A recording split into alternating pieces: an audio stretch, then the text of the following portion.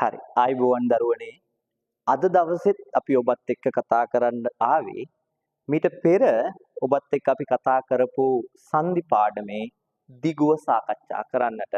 අපි සංදි 6ක් පිළිබඳව මීට පෙර සාකච්ඡා කරා. ඒ වගේම තව 4ක් සාකච්ඡා කරන්නට ඉතුරු වෙලා තියෙනවා. අන්න ඒ සංදි 4 පිළිබඳව සාකච්ඡා කරන්න තමයි අද දවසේ අපි සූදානම් වෙන්නේ. ඉතින් මං හිතනවා මීට පෙර ඔබට දීපු සංදි 6 පිළිබඳව මනා අවබෝධයකින් යුක්තව ඔබ සූදානම් වෙලා ඉන්නවා. ඉතින් ඒ සංදි අවබෝධයත් එක්ක චුට්ටක් අපි මතක් කරමු සංදි කාර්යයන් 6. ඊට පස්සේ අපි ඊටු ටිකට යමු. හරි පුතේ, මොකද්ද සංදියක් කියන්නේ කියන තැන ඉඳන් නැවත පුංචි වෙලාවක් ඇතුලේ මතක් කරගෙන යන්න. හරි, මතක් කරමු. මොකද්ද සංදියක් කියන්නේ? හරි, සංදියක් කියන්නේ පෙර පදයක් පර පදයක් නිසි අයුරින් ගැලපීම නැත්නම් මනාසේ ගැලපීම සංදි වේ. මේක තමයි අපි මතක තියාගත්තු වාක්‍ය, අපි ලියාගත්තු වාක්‍ය මේක. ඒ වගේම ඊළඟට මම ඔයාලට කිව්වා අපිට සංදි 10ක් තියෙනවා. එකෙන් 6ක් කතා කරා. පළවෙනි එක පූර්වස්වර ලෝප සංදිය. කතාව මතකයි. සංදිවන දෙපදයේ පෙර පදයේ අග ඇති ස්වරය ලොක් කොට ඉතිරිවන හල් අකුර පසුපදයේ මුල ඇති ස්වරය සමග එකට එකතු කිරීම පූර්වස්වර ලෝප සංදියයි. දෙක අපි කතා කරා පරස්වර ලෝප සංදිය. සංදිවන දෙපදයේ පසුපදයේ මුල ඇති ස්වරය ලොක් කොට ඉතිරිවන පද දෙක එකට එකතු කිරීම පරස්වර ලෝප සංදියයි. ඊට පස්සේ අපි කතා කරා ස්වර සංදිය. සංදිවන දෙපදයේ පෙර පදයේ අග ඇති හල් අකුරත් පසුපදයේ මුල ඇති ස්වරයත් එකට එකතු කිරීම ස්වර සංදියයි. ඊට පස්සේ අපි ස්වරාදේශ සංදිය කතා කරා. සංදිවන දෙපදයේ පෙර පදයේ අග ඇති ස්වරයත් පසුපදයේ මුල ඇති ස්වරයත් වෙනුවට වෙනත්ම ස්වරයක් ආදේශ වීම ස්වරාදේශ සංදියයි. එසේ ආදේශ වෙන්නේ මොන ස්වරද කියලා ඔයාට මනා අවබෝධයක් මේ වෙනකොට තියෙනවා. ඊළඟට අපි කතා කරා පුතේ ගාත්‍රාක්ෂර ලෝප සංදිය. ගාත්‍රාක්ෂර ලෝප සංදිය. සංදිවන දෙපදයේ පෙර පදයේ අග ඇති ගාත්‍රාක්ෂරය නැත්නම් අපි කියනවා නාසික්ය. ව්‍යංජන සංඥක අකුර විසුරුවා එහි ස්වරයත් ව්‍යංජනයත් ලොක් කොට ඉතිරිවන අර්ධනාසික්ය සම්පූර්ණ කර පද ටික එකට ගැලපීම ගාත්‍රාක්ෂර ලෝප සංදිය කියලා අපි කතා කරා. ඊළඟට අපි කතා කරා 6 වෙනියට අපි කතා කරේ 6 වෙනි සංදිය ගාත්‍රාදේශ සංදිය. සංදිවන දෙපදයේ පෙර පදයේ අග හෝ පසු පදයේ මුල ඇති ගාත්‍රාක්ෂරය වෙනුවට වෙනත්ම ගාත්‍රාක්ෂරයක් ආදේශ වීම ගාත්‍රාදේශ සංදියයි. මේ ටික තමයි පුතේ අපි කතා කරලා උදාහරණ සමගින් ගෙදර වැඩත් එක්ක අපි අවසන් කරා. ඊළඟට අපි යනවා ඊළඟ සංදිය විදිහට අපට හම්බෙන්නේ පුතේ මෙන්න මේ සංදිය. බලමු අපි. ඊළඟට අපට හම්බෙන්නේ පුතේ పూర్ව රූප සංදිය. ඔන්න పూర్ව රූප සංදිය තමයි අපිට ඊළඟට කතා කරන්න තියෙන්නේ.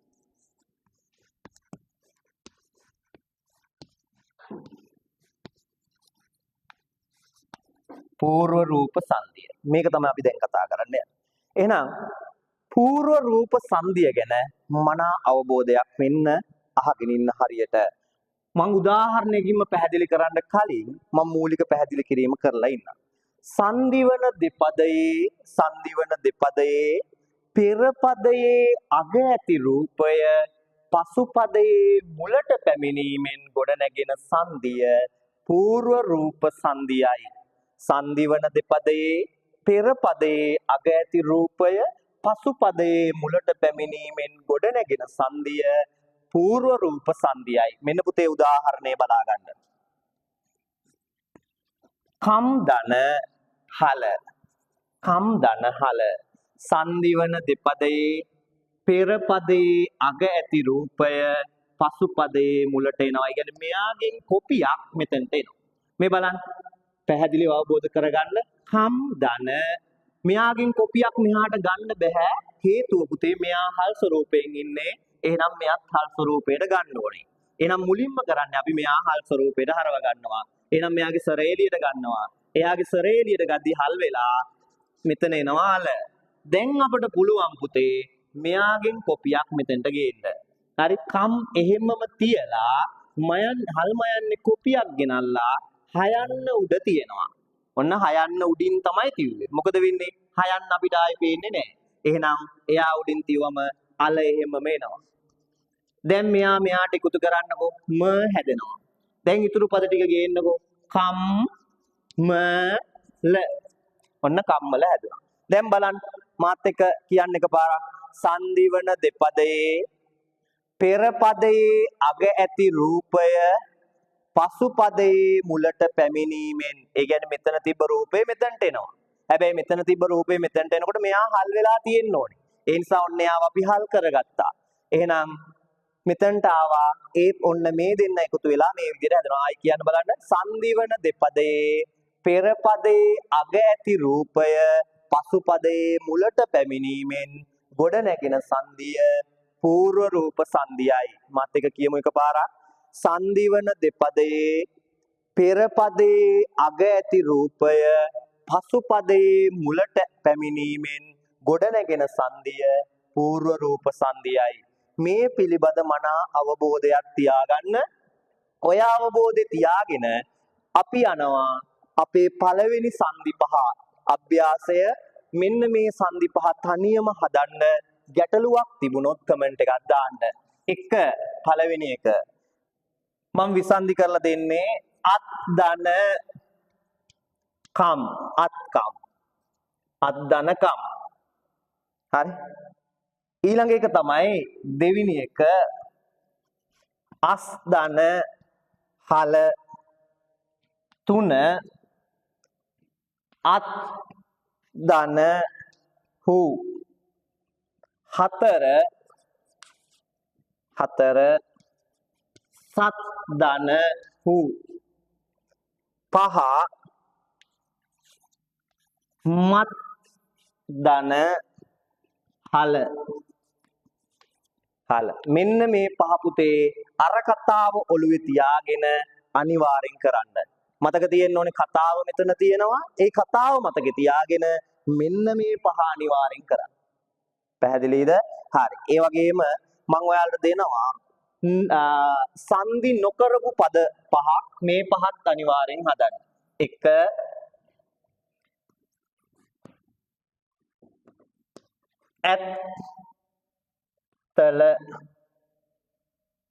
ඇත්තල ඊළඟ එක දෙක සන්නස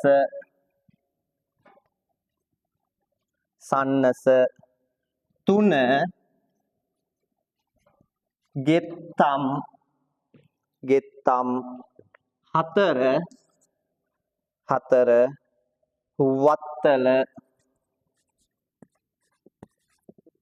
වත්තල ඊළඟට පහ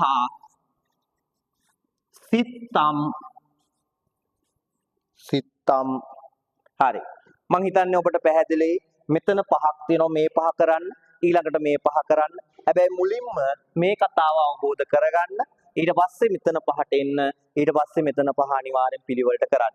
මේ ටික කරනකොට ඔයාට පූර්වස්සර ලෝප සංදිය පුතේ අනිවාර්යෙන් පුළුවන් වෙනවා. එහෙනම් එකපාරක් අපි මතක් කරලා ඉවර කරමු පූර්වස්සර ලෝප සංදිය. සංදිවන දෙපදයේ පෙර පදයේ අග ඇති රූපය මෙන්න මෙයා එනවා මෙතනට නේ. සංදිවන දෙපදයේ පෙර පදයේ අග ඇති රූපය පසු පදයේ මුලට පැමිණීමෙන් ගොඩ නැගෙන සංදිය పూర్ව රූප සංදියයි. එහෙනම් ඔන්න අභ්‍යාසත් එක්ක పూర్ව රූප සංදියත් මේ විදිහට නිමා වෙනවා. අභ්‍යාස ටික අනිවාර්යෙන් කරන්න. හරි අපි යනවා ඊළඟ සංදියට. පුතේ මේ සංදි පාඩම ගොඩක් අය අමාරුයි කියන්නේ නිවැරදි අවබෝධයක් තියාගන්නේ නැති හින්දා. මෙන්න මේ සංදි 10 වෙන සිදුවීම් 10 හරියට පාඩම් කරගත්තොත් ඒ අවබෝධයෙන් සංදි මේ දෙන උදාහරණ 10 කරොත් ආයේ කවදාවත් සංදි අමතක වෙන්නේ නැහැ. සංදි අමතක වෙන්නේ නැහැ. ඒ නිසා හොඳට මතක තියාගන්න. ඊළඟට අපි යනවා පුතේ ඊළඟ සංදියට පරරූප සංදිය. අපි යන් ඊළඟ උදාහරණයට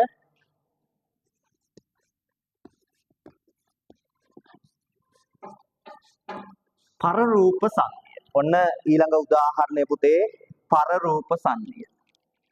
හරි. අපි පරරූප සංදිය ගැනත් මෙන්න මේ විදිහට කතා කරමු. බලන්න පුතේ පරරූප සංදිය. දැන් ඉස්සෙල්ලා කතා කරේ පූර්ව රූප. ඒකෙදි උනේ පෙරපදයේ අග තිබ්බ ස්වරය තමයි පෙරපදයේ අග තිබ්බ රූපය තමයි පරපදයේ මුලට ආවේ. එහෙනම් දැන් මේකේ වෙන්නේ අනිත් පැත්ත. සංදිවන දෙපදයේ පසුපදයේ මුල ඇති රූපය. දැන් පෙරපදයේ අග තිබ්බ රූපය තමයි ආවේ මුලට. පටල ගන්න එපා. නිවර්දිව ආයි කියන්නම්. පූර්ව රූපයකේදී උනේ සංදිවන දෙපදයේ පෙරපදයේ අග තිබ්බ රූපය ආව පරපදයේ මුලට. දැන් වෙන්නේ ඒක අනිත් පැත්ත. සංදිවන දෙපදයේ පරපදයේ මුල තියෙන රූපය යනවා පෙරපදයේ අගට. හරිනේ? මේ බලන්න. අපි උදාහරණයක් අරන් කතා කරමු. එතකොට ලේසියෙන්ම මේක අවබෝධ කරගන්න පුළුවන් නේ. උදාහරණයක් ගන්නවා මම. ලිප් දන ගල. ඔන්න පුතේ උදාහරණය. සංදිවන දෙපදයේ පෙරපදයේ අග රූපය මෙතනට આવොත් ඒකට අපි කිව්වේ පූර්ව රූප. සංදිවන දෙපදයේ පසුපදයේ මුල ඇති රූපය මෙතනට යන එකට කියනවා අපි පර රූප. හැබැයි මෙහෙම ගෙනියන්න බෑ. එහෙනම් මෙයාව හල් කරගන්න ඕනි මුලින්ම. එහෙනම් එයාව හල් කරගෙන ඉමු. මේ ලිප් එහෙමම තියන්න. ලිප් එක එහෙමම තියන්න. ලිප් එහෙමම තියලා මෙයාව විසිරුවා ගන්න. හල් ගයන්න දන අල. ඔන්න පැහැදිලි. දැන් අපිට පුළුවන් මෙයාගෙන් කොපියක් මෙතනට අරන් යන්න. ඊළඟ පියවරේ මෙයාගෙන් කොපියක් අරන් යන්න. එහෙනම් මෙයාගෙන් කොපියක් ගන්න හින්දා මෙයා ඉතුරු වෙනවා. එහෙනම් ලිප් වෙනුවට කොපියක් අරන් ගිහිලා මේ පයන්න උඩින් තියුවම පයන්න වැහිලා යනවා. එයා එහෙමම තියාගන්න. මෙන්න ගයන්න අරන් ගිහිල්ලා තියුවා මෙතන. එතකොට පයන්න වැහිලා ගියා. හැබැයි මෙයාගෙන් කොපියක් අරන් ගිහින් හින්දා එයා එතන ඉන්නවා. අල. දැන් ඔයාලට පුළුවන් මෙයා මෙයාට එකතු කරන්න. මෙයා මෙයාට එකතු කරන්න. මෙයා මෙයාට එකතු කරාම මොකද්ද හැදෙන්නේ? මෙයා මෙයාට එකතු වෙද්දී මොකද්ද හැදෙන්නේ? මෙයා මෙයාට එකතු කරාම ගයන්න හැදෙනවා. එහෙනම් දැන් ඉතුරු පද ටික ගේන්න පහලට.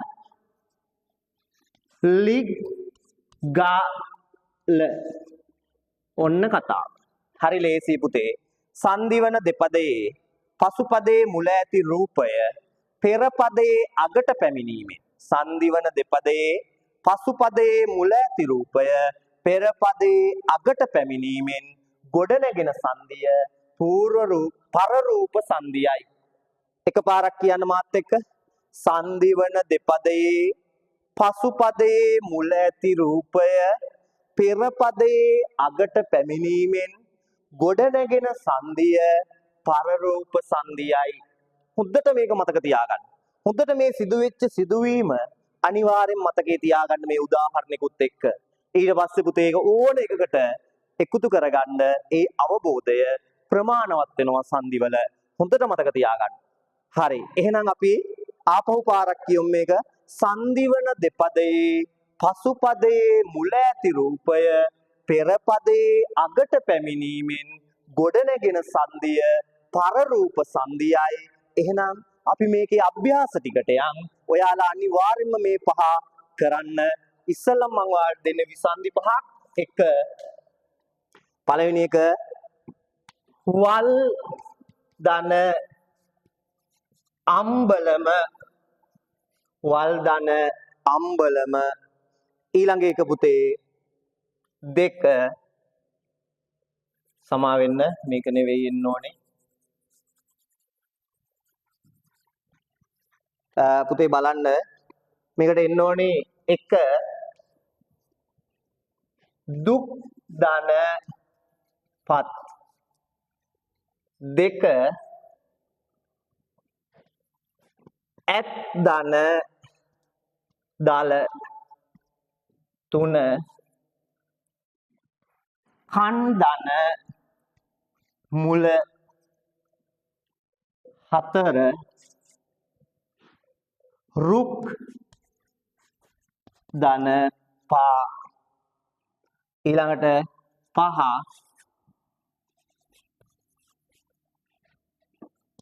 අත් දන සන. හරි. මේ ටික අනිවාර්යයෙන්ම කරන්න. ඒ පහ ඔන්න ඔයාලට පැහැදිලි මේ අවබෝධයත් එක්ක මේ පහ මුලින් හදන්න. ඊළඟට ඔබ කළ යුතු පහ තමයි මේ තියෙන්නේ පුතේ.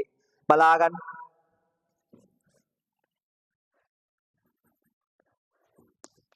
අල්ලස් අල්ලස් දෙක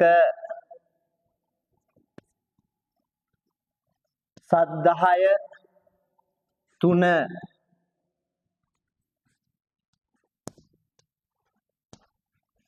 දුක්ගන්නා හතර